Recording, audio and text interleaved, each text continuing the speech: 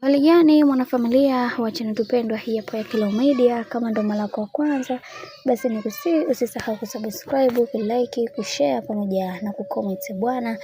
Tumeweza kuona Official 9 ni namna gani ambavyo alivyoweza kupambana kuweza kuhakikisha kila kitu kinakuwa sawa kwa upande wake. Sasa leo hii bwana, bibi naye ameweza kufunguka kwamba yeye pamoja na Pacome wapo katika mahusiano ambayo hayana mfanano wao.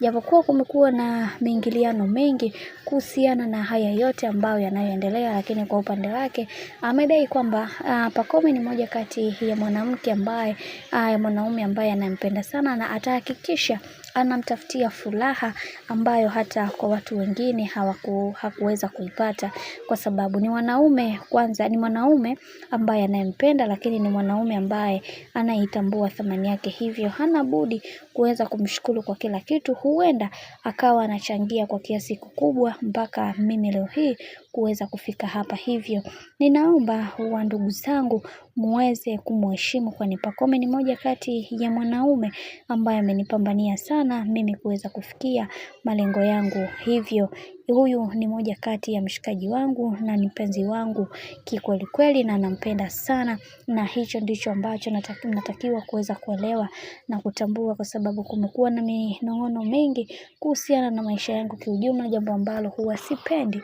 lakini hakuna namna, watu wameambiwa maneno, wacha waendelee kusema. Ninaamini haya yote yatakuwa na mwisho na kila kitu kitakwenda kuwa sawa, kwa sababu minong'ono ni mingi, na hata mtu ukiendelea kumwambia ukweli bado yeye atabisha na ataamini kile kitu ambacho anachokiamini yeye, jambo ambalo kwa upande wangu linaniumiza sana. Lakini wacha tuone mwisho wa haya yote itakuwaje, kwa sababu kuna vitu vingi ambavyo vinavyoendelea, na mimi natamani muweze kufahamu uhalisia wangu wote wa maisha, kwa sababu watu wengi wanaona kabisa mimi kama na ex, lakini huo ndio uhalisia wangu wa maisha, na natamani kuweza kuona nikifika mbali zaidi ya hapa ambapo nilipo, kwani mimi ni moja kati ya mwanamke ambaye natamani kuweza kufikia malengo yangu kwa haraka mno, vile ambavyo hata Mungu mwenyewe hatamani kuweza kuona mimi nikifanikiwa kwa haraka, lakini natamani iwege hivyo.